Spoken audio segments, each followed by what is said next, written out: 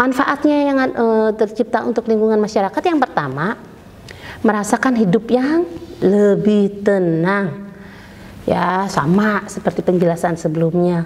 Ya, dengan kita di masyarakat saling menghargai satu sama lain, tetangga nih, ya, terciptalah yang namanya ketenangan. Ya, ada masalah didiskusikan, dirembukan. Ya, negara kita negara dengan berbagai macam suku bangsa, ya, yang disemboyankan dengan Bhinneka Tunggal Ika. Ya, dengan persatuan inilah yang akan menciptakan yang namanya kerukunan. Dari Sabang sampai Merauke, dengan perbedaan suku, dengan perbedaan bahasa, semuanya disatukan.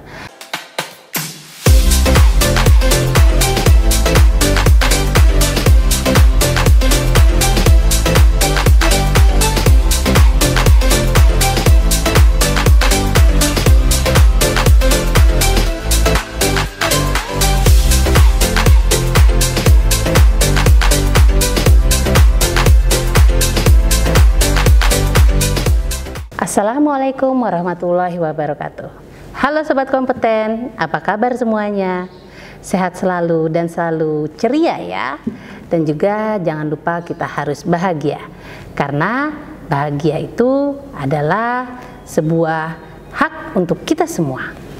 Baik, ketemu lagi dengan saya Sobat Kompeten, dengan Ibu Rai Andini dalam materi video pembelajaran bimbingan dan konseling.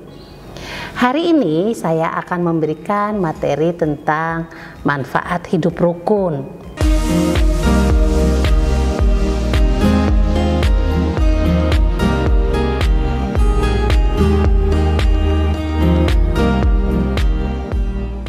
Tentu Sobat Kompeten ketika di SD sudah ya mempelajari tentang kerukunan di pelajaran PPKN, benar kan?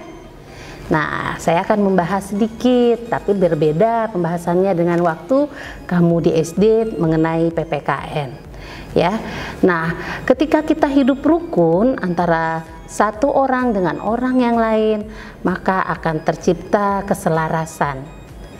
Ya, indah sekali loh kalau kita sampai hidup bersama orang-orang lain dalam keadaan rukun. Nah, sebagai makhluk sosial, manusia memiliki kecenderungan bertahan hidup dengan cara berkumpul dan juga saling berhubungan satu dengan yang lainnya. Dalam ilmu sosial ini juga, keberadaan manusia yang berkumpul akan menghasilkan kebudayaan dan komunikasi di antara mereka. Oke Sobat Kompeten, itulah kecenderungan yang membuat manusia perlu memiliki hubungan baik dengan sesamanya, karena sejatinya mereka saling membutuhkan untuk bertahan hidup agar bisa mencapai tujuan tertentu. Salah satunya yaitu manfaatnya hidup rukun. Definisi hidup rukun itu adalah suatu pola, ya, pola hidup seseorang atau kelompok yang saling menghormati satu sama lain dan saling menyayangi di antara sesama manusia. Sobat Kompeten tentu mau dong hidup saling menyayangi dengan teman-teman di kelas, ya, dengan teman-teman di dalam di tempat les, atau dalam sebuah lingkup yang kecil yaitu keluarga. Sobat Kompeten, dengan menerapkan pola hidup rukun ini ya, Sobat Kompeten akan mempunyai kualitas hubungan yang baik dan harmonis. Suasana yang tercipta dari pola hidup rukun ini kemudian akan membuat lingkungan tersebut lebih tentram dan damai, sehingga antar individu dan kelompok ini bisa saling memahami. Ya Sobat Kompeten, ketika kita di sekolah, kita rukun dengan teman di kelas. Ketika di luar kelas, ya, ketika istirahat sekolah mungkin kalau sudah tidak PTM seperti ini, kalian juga rukun dengan teman-teman lain kelas. Bahkan harus rukun juga dengan antar sekolah. Ya, waktu itu saya pernah memberikan materi bullying. Nah, kalau kita sudah hidup rukun, tidak ada lagi tuh yang namanya bullying. Atau seperti tawuran, saya sudah pernah juga ya memberi materi tentang tawuran. Tentu semuanya akan harmonis. Kita bisa mencapai cita-cita kita bersama-sama. Nilai-nilai hidup rukun itu yang pertama adalah adanya nilai kebersamaan. Di mana ya, dengan kita saling hidup rukun, kita akan bisa mengetahui keadaan teman kita yang satu dan yang lainnya. Apakah dia sedang dalam kesusahan, apakah dia sedang dalam keadaan bergembira, senang, atau sedih. Ya, dengan hidup rukun, mereka pun akan tahu keadaan kita. Bagaimana diri kita ya dalam keseharian kita. Karena semua orang saling peduli. Tidak ada lagi yang namanya rasa iri, dengki, marah, ngambek. Siapa yang masih suka ngambek? Ayo ngaku ya. Salah sedikit ngambek, manyun ya, nggak mau negor ya. Itu belum rukun namanya hidupnya ya. Lalu yang kedua adalah nilai kekuatan. Dengan kita bersama-sama ya, dengan bersama-sama dengan teman kita yang lain, maka kita menjadi lebih kuat. Terutama kalau kita sedang menghadapi kesulitan, kesedihan, dan kemalangan mungkin. Ya, karena teman-teman kita akan memberikan support, memberikan dukungan, ya, memberikan penyemangat untuk diri kita. Ayo dong, jangan sedih, jangan begitu. Ayo lawan, ayo jangan sedih. Ya, lawan kesedihannya, lawan dengan kegembiraan. Ada kita kok, kita bisa bantu, kita bisa tolong. Nah, akhirnya yang tadinya sudah murung, sedih, bahkan hopeless ya, atau hilang harapan, jadi semangat lagi. Lalu yang ketiga adanya toleransi yang tinggi. Kita jadi peduli, ya, peduli sama teman kita. Ya, karena kita rukun, kita tidak memiliki rasa dengki, iri atau yang lainnya, akhirnya kita jadi peduli. Yang ketiga, dengan toleransi yang tinggi. Ya, karena kita memiliki banyak teman yang tanpa ada rasanya iri, dengki ataupun marah, akhirnya kita bisa memiliki tingkat toleransi yang tinggi. Kita bisa membina, mengasah ketoleransian kita. Satu teman dengan teman yang lain, walaupun dia berbeda suku, berbeda agama, berbeda warna kulit, saya hitam nih ya, berbeda warna kulit, cantik, jelek, ganteng, ya biasa saja, ya kaya, ya atau akhirnya dengan teman yang kurang beruntung, itu semuanya akan tercipta sebuah toleransi. Karena apa? Tidak memiliki rasa iri, dengki. Nah, karena sudah apa? Rukun. Kalau kita dalam lingkungan masyarakat ya, apalagi kalau kita dalam lingkungan yang terkecil yaitu keluarga. Itu indah sekali loh. Di dalam keluarga kita bisa saling sayang menyayangi, bercanda, dan kita akan merindukan keadaan rumah. Ya, setiap kita main jauh, ngapain sih di sini nggak enak, ada pulang aja deh. Gitu. Karena apa? Di rumahnya semuanya orangnya memiliki toleransi yang tinggi dan juga sudah saling rukun. Lalu yang keempat adalah terciptanya nilai persatuan. Ya, kita bersama, kita memberikan dukungan, lalu kita saling toleransi, maka persatuan akan terwujud. Ya, negara kita negara dengan berbagai macam suku bangsa, ya, yang disemboyankan dengan Bhinneka Tunggal Ika. Ya, dengan persatuan inilah yang akan menciptakan yang namanya kerukunan. Dari Sabang sampai Merauke, dengan perbedaan suku, dengan perbedaan bahasa, semuanya disatukan. Belum lama ini ya, seminggu yang lalu kurang lebih, kita baru saja Hari Sumpah Pemuda ya. Nah, dengan berbahasa yang berbeda, kita akhirnya mempergunakan bahasa yang satu, yaitu bahasa Indonesia. Itu salah satu isi dari Sumpah Pemuda. Nah, kita bisa menyatukan Indonesia dengan satu bahasa Indonesia. Coba kalau kita tidak memiliki nilai persatuan dalam negara ini dan tidak disamakan bahasanya ya dalam bahasa Indonesia. Kamu ke Papua, sementara kamu orang Betawi seperti saya. Bingung yang ada di Papua, bengong aja ya, tidak bisa bicara. Ya celingak, celinguk, ini ngomong apa dia? Pergilah ke Sulawesi, sama, nggak bisa bicara. Ya, celingak, celinguk, nyasar, mau nanya kemana, bingung bahasanya, karena tidak ada bahasa persatuan yaitu bahasa Indonesia. Masing-masing egois dengan bahasanya sendiri-sendiri. Yang ada jadinya kacau, ya. Lalu terciptanya saling asah, asih asuh, ya, dengan kita semua keluarga besar, baik yang keluarga yang ada di rumah, keluarga yang ada di sekolah, ada di lingkungan masyarakat, ataupun di negara kita ini. Baik, sobat kompeten, semoga kamu sudah bisa hidup rukun ya. Kalau kita sudah saling memiliki, saling merasakan, turut berpartisipasi, ya, lalu juga sudah tidak ada rasa iri dengki, kemana aja kita bisa enak loh, ya. Kita bisa nyaman bicara dengan teman-teman kita. Ada manfaat hidup rukun dengan keluarga di rumah. Yang pertama, mencegah penuaan dini, nih, mengurangi kerutan-kerutan, ya, karena apa? Ceria terus. Tapi kalau misalkan kita tidak hidup rukun, kan ngambek nih, manyun, lalu juga misalkan marah, emosinya meledak-ledak, ya kan? Akhirnya apa? Cepet tua. Mau nggak cepet tua? Umur kamu misalkan baru 30 tahun, tapi wajah kamu seperti orang udah 58 tahun. Ya nggak mau lah ya. Atau umur kamu deh yang 14 atau 15 tahun ini, tapi seperti umur orang yang sudah 28 tahun. Ya kecil-kecil tua dong ya. Lalu menurunkan tingkat stres yang kedua, ya, manfaat yang kedua, menurunkan tingkat stres.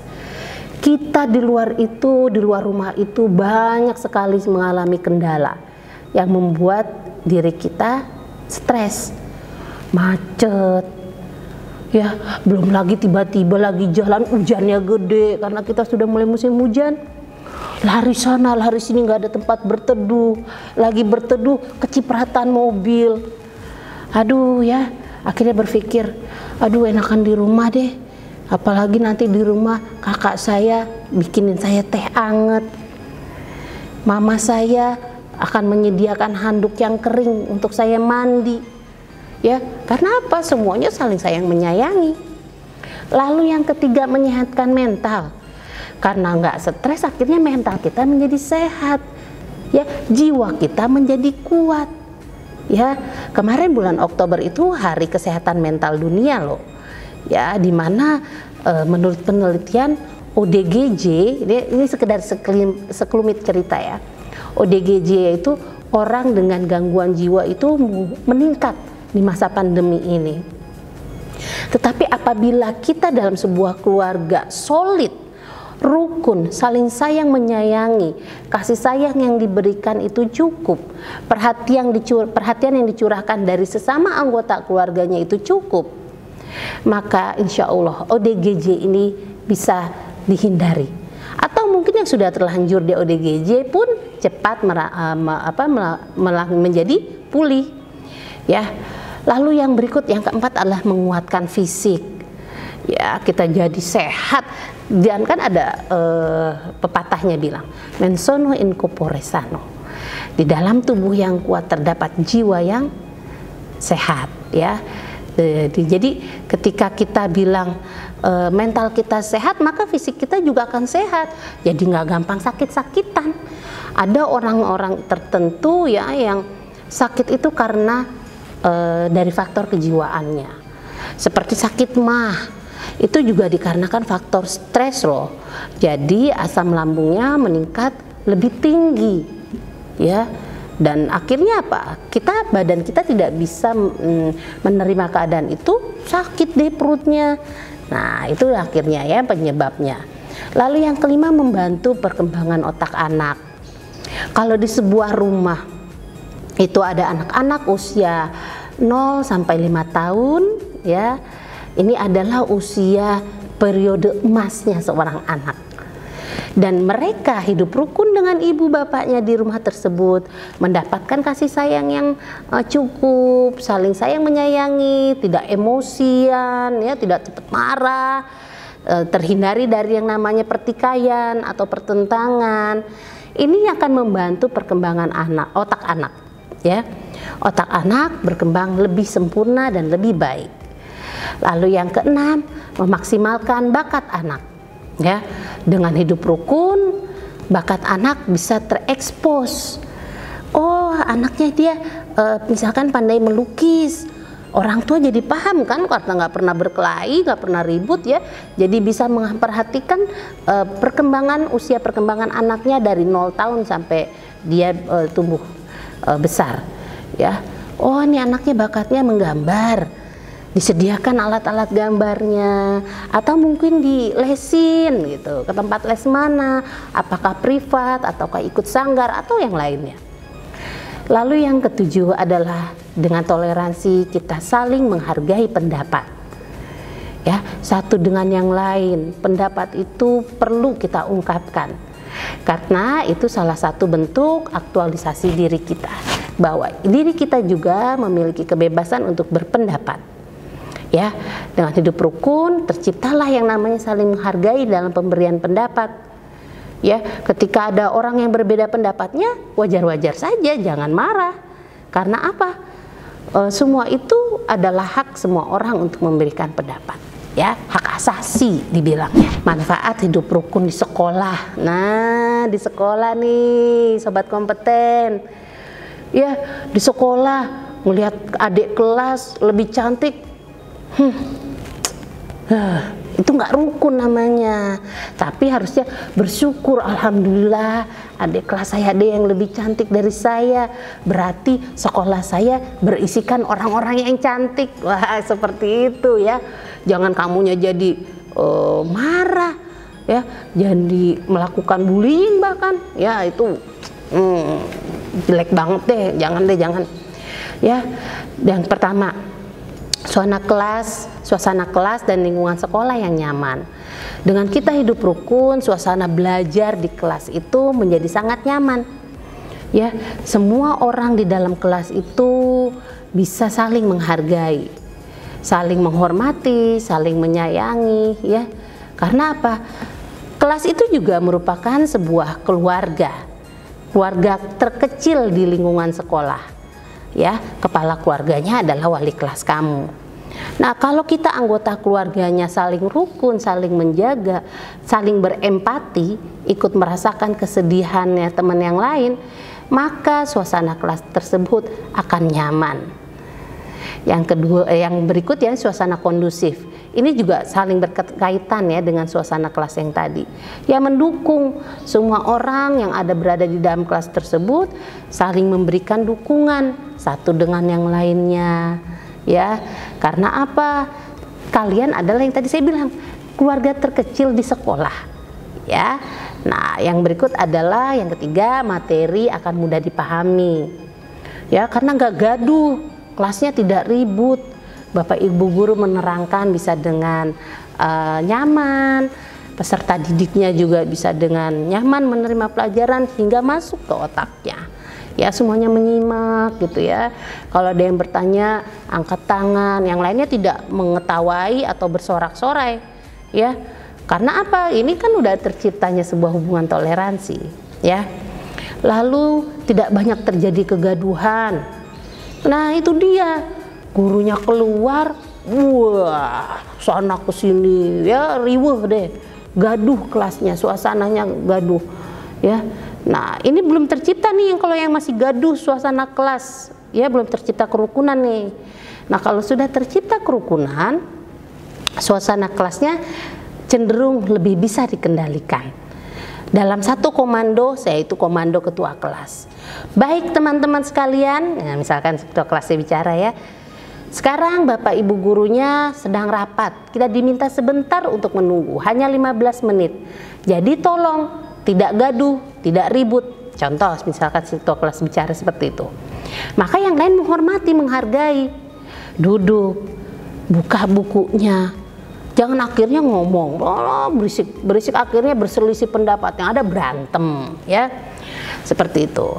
Lalu yang kelima, selalu ada musyawarah. Ketika kita hidup rukun, maka kita membutuhkan pendapat orang lain. Nah, pendapat orang lain itulah yang terbentuk menjadi sebuah musyawarah untuk mencapai mufakat. Ya, kita ambil pendapat si A, pendapat si B, pendapat si C, sampai hingga tercipta yang namanya mufakat.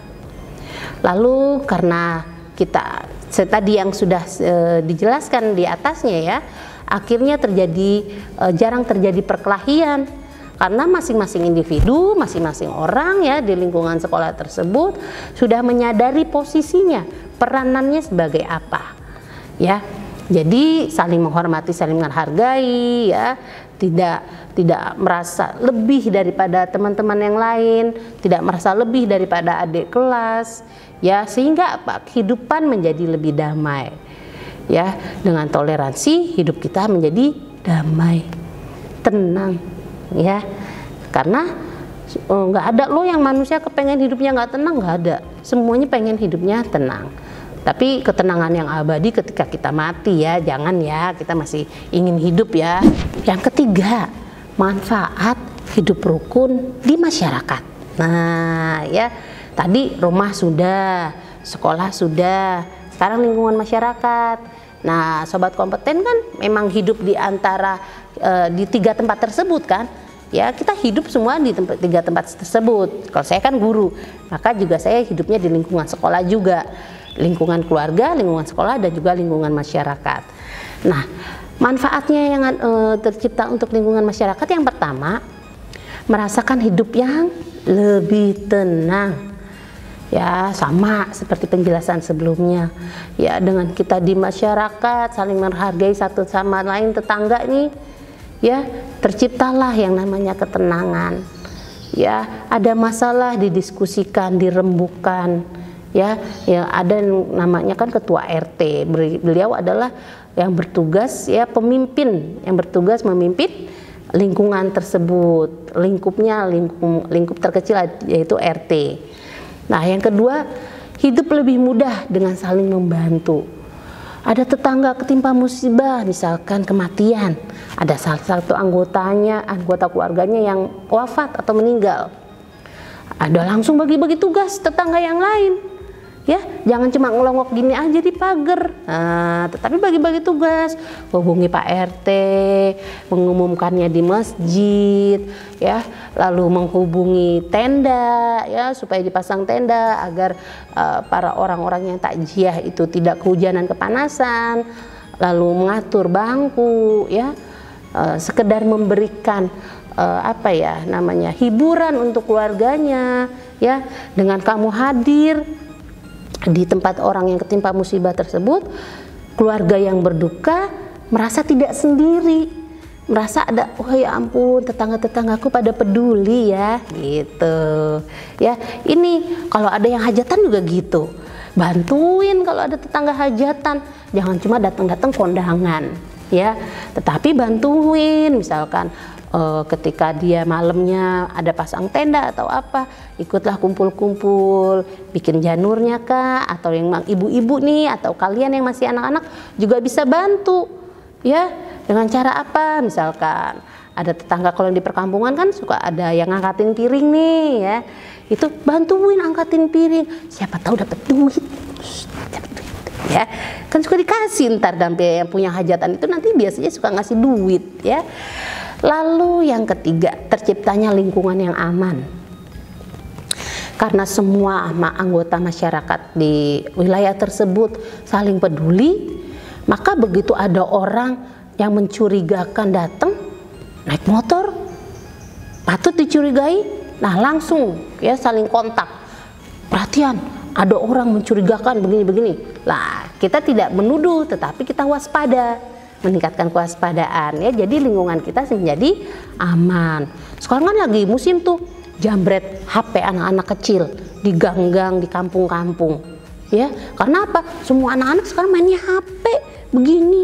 Nah kalau lagi begini kan nggak ngeh, ada orang di sana mau jambret kan nggak ngeh ya. Dia lewat, diambil aja motornya, langsung ngebut. Jangankan anak-anak, orang dewasa pun bisa jadi korban. Lalu yang keempat, masyarakat hidup dengan sejahtera ya, karena kita hidup rukun, saling membantu, saling mensupport. Ada tetangga yang mungkin belum mampu, saya bukan mengatakan tidak mampu, tetapi belum mampu. Karena apa? Saya berharap suatu waktu dia menjadi orang yang mampu. Nah ada tetangga yang belum mampu, tetangga yang lain memberikan bantuannya ya, dengan demikian akan tertopang hidupnya. Nah, lalu terciptalah tali persaudaraan yang kuat yang kelima.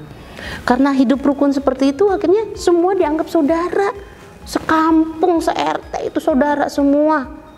Kalau satu RT saudara semua, aduh indahnya hidup kita. Ya, karena apa? Kita jadi nyaman hidup. Butuh misalkan bawang putih, nggak ada satu biji aja. Ke tetangga, Assalamualaikum, Bu, mama saya bawang putihnya habis. Ibu ada bawang putih nggak? Mama saya minta satu aja, kayak gitu ya. Karena jadi saudara semua. Tadi kasih sama tetangganya, ya. Lalu yang keenam, terhindari dari konflik. Yang namanya konflik itu ada, ya. Yang namanya perbedaan pendapat, selisih paham itu ada. Tetapi kalau dengan kita sudah saling toleransi, yang ketika terjadi perbedaan atau perselisihan paham seperti itu tidak meledak, ya, semua masing-masing belah pihak mampu meredamnya, ya, mampu memahaminya. Nah, dengan demikian kehidupan masyarakat di sini menjadi lebih toleran, ya, toleransi, ya, seperti itu. Nyaman sekali kita hidup dalam lingkungan masyarakat yang sangat toleransi. Ya, semuanya, mau dia agamanya apapun, mau dia Hindu, Buddha, Kristen, ya, Islam ataupun Konghucu, ya, itu mereka itu agamanya masing-masing mereka. Tapi ketika kita sudah di masyarakat, di lingkungan tersebut, mereka adalah saudara kita. Dan memang itu adalah kita saudara dalam satu lingkup yang besar, yaitu tanah air Indonesia. Baik sobat kompeten, jangan lupa ya, klik tombol like, subscribe, dan juga lonceng ya. Serta jangan lupa share video pembelajaran saya ini ya. Baik sobat kompeten, sampai ketemu lagi di lain hari dalam video pembelajaran bimbingan konseling dengan saya Ibu Rai ya, yang lainnya. Terima kasih. Wabillahi taufiq wal hidayah. Wassalamualaikum warahmatullahi wabarakatuh. Dadah.